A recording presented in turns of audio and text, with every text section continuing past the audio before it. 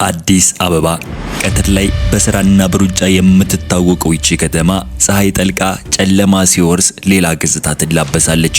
ብዙዎቻችን በሰላም ቤታችን ተኝተን የምናድር ይመስለናል።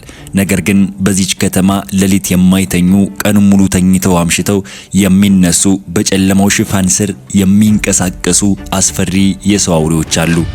ይህ ታሪክ በእውነተኛ ላይ የተመሰረተ ነው። የብዙ ምስኪን እህቶቻችንን እንባ እና ሰቆቃ የያዘ በሀብታሞች ገንዘብና ስልጣን የተሸፈነ እጅግ ዘግናኝ እውነታ ነው። እነዚህ ሰዎች እነማን ናቸው? በቀን ከሰዎች ጋር አይቀላቀሉም። መኖሪያቸው በአጥሮች የታጠሩ ናቸው። ዘመናዊ ካሜራዎች የተገጠመላቸው ቪላዎች ናቸው። ቀን ላይ መስኮቶቻቸው በጥቁር መጋረጃ ይሸፈናሉ። ከተማዋ በፀሐይ ስትሞቅ እነሱ ይተኛሉ። ምክንያቱም የእነሱ ስራ የሚጀምረው ሌሊት 4 ሰዓት አካባቢ ነው። ውድ ተመልካቾቼ ለዚህ ቻናል አዲስ ከሆናችሁ ሰብስክራይብ፣ ላይክ፣ ሼር እንዲሁም ደግሞ ቪዲዮ እንደለቀቅን ሁሌ እንዲደርሳችሁ የደወል ምልክቷን ማብራት እንዳረሱ። በተለይ ደግሞ ከየት ሀገር ሆናችሁ እንደምትመለከቱኝ በኮሜንት መስጫ ላይ ያሳውቁኝ። እነዚህ ሰዎች የሚበሉት ምግብ እንኳ የተለየ ነው። በቀን ከተራ ህዝብ ጋር አይመገቡም። ልዩ ተላላኪዎች የሚያመጡላቸውንና በከፍተኛ ጥንቃቄ የሚዘጋጁ ምግቦችን ነው የሚጠቀሙት። ዓላማቸው ግን መዝናናት አልነበረም። የከተማዋን ጎዳናዎች በቅንጡ መኪኖቻቸው ሲቃኙ የሚፈልጉት አንድ ነገር ብቻ ነው። አቅመ ደካማ ረዳት የሌላቸውንና ለገንዘብ ሲሉ ማንኛውንም ነገር ለማድረግ የተገደዱ ሴቶችን እንጂ። ታሪካችን የሚጀምረው ረዴት ከምትባል የገጠር ልጅ ነው። ረዴት ለቤተሰቦቿ አደራሽ ለመሆን ፈልጋ ነበር ወደ አዲስ አበባ የመጣችው። ነገር ግን ከተማዋ እንደጠበቀቻት አልሆነችም። ስራ አጣች፣ መጠለያ አጣች። በመጨረሻም በመንገድ ዳር ላይ ለማደር ተገደደች። አንድ ምሽት ቅዝቃዜው አጥንት በሚሰብርበት ሰዓት ጥቁር መስታወት ያለው ዘመናዊ መኪና ከፊቷ ቆመ። በመኪናው የወረደው ሰው እጅግ የለሰለሰ አንደበት ነበረው። እህቴ በዚህ ቅዝቃዜ እዚህ ምን ታደርጊያለሽ? ነይ እኛ ጋደሪ፣ የሚበላና ጥሩ ክፍያ ሰጥሻለሁ አላት። ረዳት የሌላት ረዴት አላመነታችም። የቀረበላትን የገንዘብ መጠን ለቤተሰቦቿ ሕይወት መለወጫ የሚሆን መስሏት ነበረ። ነገር ግን ወደ መኪናው ስትገባ የገዛ እጇን ለነጣቂ እንደሰጠች አላወቀችም ነበረ። መኪናው አዲስ አበባ ዳርቻ ወደሚገኝ አንድ ትልቅ ግቢ አመራ። ግቢው ውስጥ ሲገቡ ረዴት ብቻዋን እንዳልሆነች ተረዳች። ሌሎችም በርካታ ወጣቱ ሴቶች አሉ። ነገር ግን የሁላቸውም ገጽታ አንድ አይነት ነበረ። በፍርሃት የገረጡ የሚናገሩት የጠፋቸውና አይኖቻቸው የእርዳታ ጥሪ የሚያስተላልፉ ነበሩ። እነዚህ ባለጸጎች ከተማዋን ለተንኮልና ለገንዘብ ማግኛ ነበር የሚቃኟት። እነዚህ ሴቶች ለተራ ርካሽ ፍላጎት ብቻ ሳይሆን ከዚያ ለከፋና ለዘግናኝ ህገወጥ ስራዎች ይጠቀሙባቸው ነበረ። በገንዘባቸው ህግን መግዛት ስለሚችሉ እነዚህ ንጹሃን ላይ የሚደርሱ በደል ምንም ገደብ አልነበረውም። ወደ ግቢው የገቡ ልጃገረዶች መመለሻ የሌለው ገደብ ውስጥ እንደገቡ ለማወቅ ብዙ ሰዓታት አልፈጀባቸውም።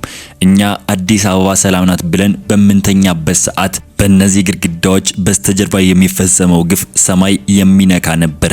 ረዴት ከገባችበት ቅጽበት ጀምሮ ያየችው ነገር መላ አካሏን አሸበረው። ያ የቅንጦት ቪላ ውጫዊ ክፍሉ ውብ፣ ውስጡ ደግሞ ሲኦል ነበረ። ረዴትና ሌሎች ልጃገረዶች በአንድ ጠባብና ጨለማ ክፍል ውስጥ ተቆለፈባቸው። ያ ቀኑን ሙሉ ተኝቶ አምሽቶ የሚነሳው ባለጸጋ ማታ ላይ ሲያያቸው የነበረው የሰላምታ ገጽታ ጠፍቶ ሌላ አስፈሪ ሰው ሆነ። እነዚህ ሰዎች ከተማዋን የሚቃኙት ለቀላል ተንኮል አልነበረም። እነዚህን ምስኪን ልጃገረዶች ለከፍተኛ የውጭ ሀገር ህገወጥ ደንበኞቻቸው ለማስተላለፍና እጅግ አደገኛ ለሆኑ የጨለማ ዓለም ድርጊቶች በመጠቀም በሚሊዮኖች የሚቆጠር ዶላር ያፈሱ ነበረ። ለነሱ ሴቶች የሰው ልጆች ሳይሆኑ ገንዘብ የሚያመርቱ እቃዎች ብቻ ነበሩ። በዛ ግቢ ውስጥም ህግ የለም። ረዴት አንዲት ሌላ ታጋች ሴት ለማምለጥ ስትሞክር አየች። ነገር ግን የግቢው ጥበቃዎች አገኟት። በዚያች ምሽት የተፈጸመው በደል ረዴት እስከ ዕለተ ሞቷ የማይረሳ እጅግ አሰቃቂ ትዕይንት ነበረ። ባለጸጎቹ ቀኑን ሙሉ ለምን እንደሚተኙ አሁን ግልጽ ሆኖላታል።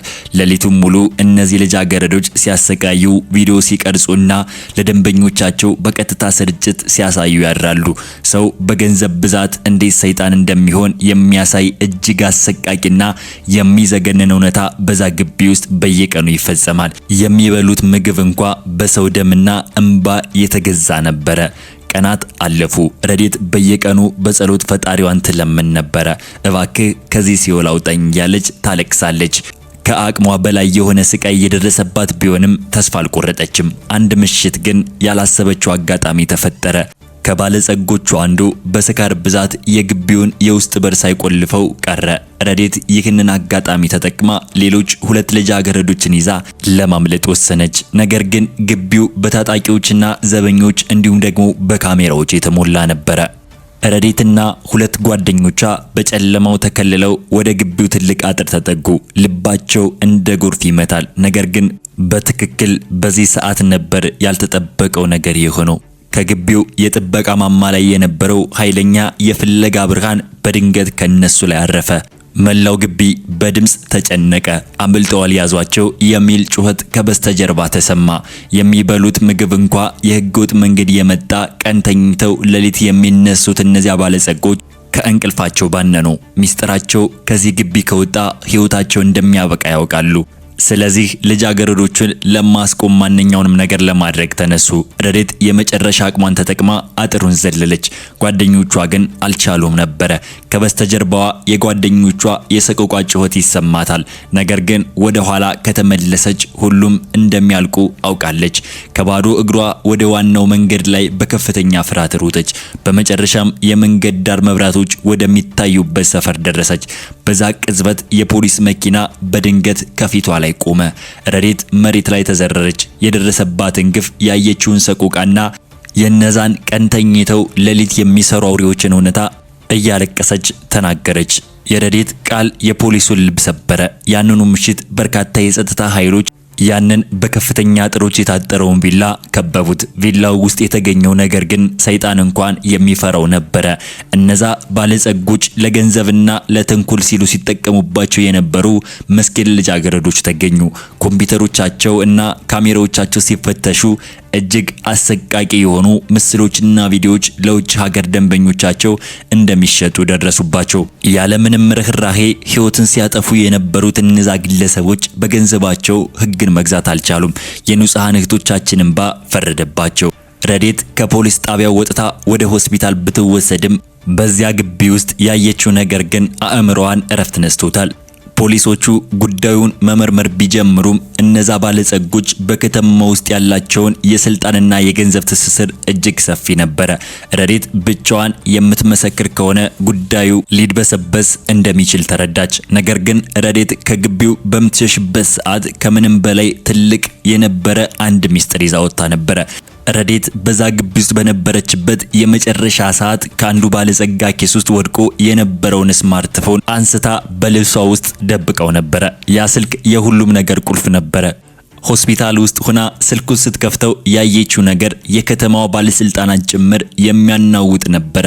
ስልኩ ውስጥ ያሉ የባንክ አካውንቶች በሚሊዮን የሚቆጠሩ የክሪፕቶ ከረንሲ ዝውውሮችና ከውጭ ሀገር የሚገኙ ትላልቅ የህገወጥ ቡድኖች ጋር የሚደረጉ ንግግር በሙሉ በዛ ስልክ ውስጥ ተቀምጧል።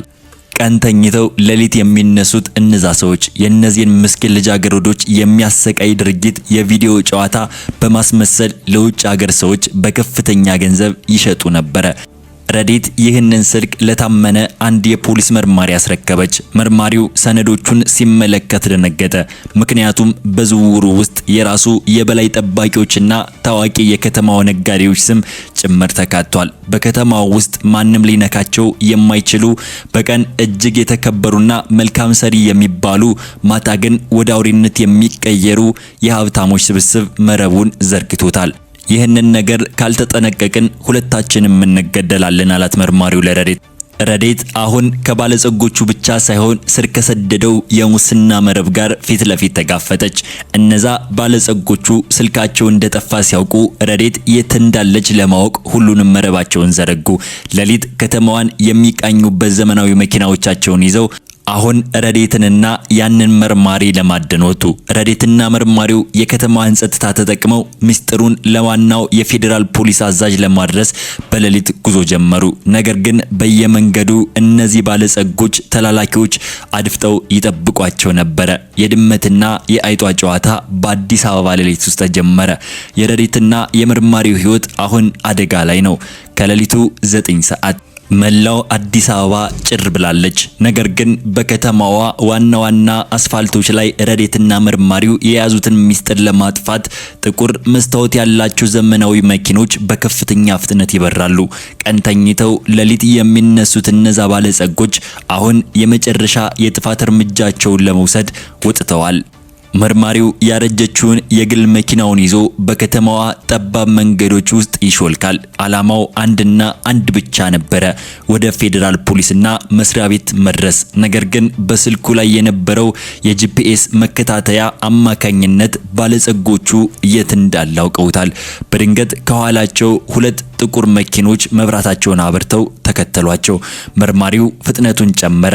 ረዴት በመኪናው የኋላ መስኮት ስትመለከተው አየቻቸው። እነዛ በግቢ ውስጥ ስታያቸው የነበሩ ገንዘብን ለተልዕኮ የሚጠቀሙ ሰዎች አይን አየች።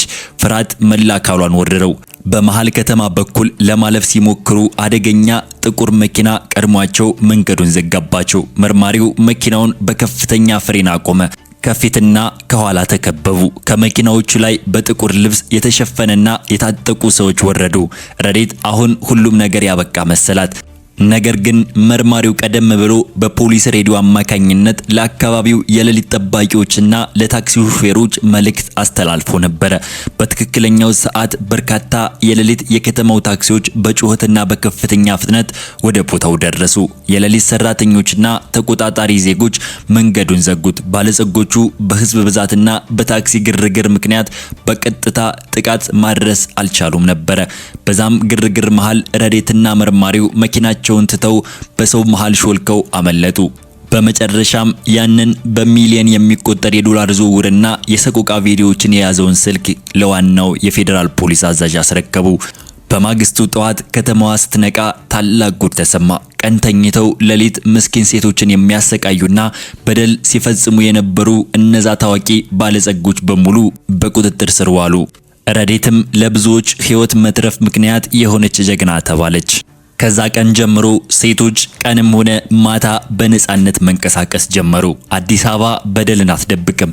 የንጹሃን እንባ ሁልጊዜም ፍርድ ያገኛል። የገንዘብና የስልጣን መረብ ምንም ያህል ቢሰፋ ከእውነት ፊት መቆም አይቻልም።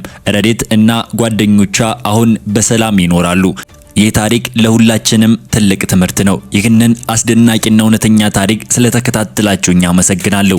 ቪዲዮውን ላይክ አድርጉ፣ አስተያየታችሁን ደግሞ ኮሜንት ላይ አስቀምጡ። ተጨማሪ እንዲህ አይነት ልብ አንጠልጣይ ታሪኮችን ለማግኘት ቻናላችንን ሰብስክራይብ ማድረግ እንዳትረሱ። ሰላም ሆኑልኝ።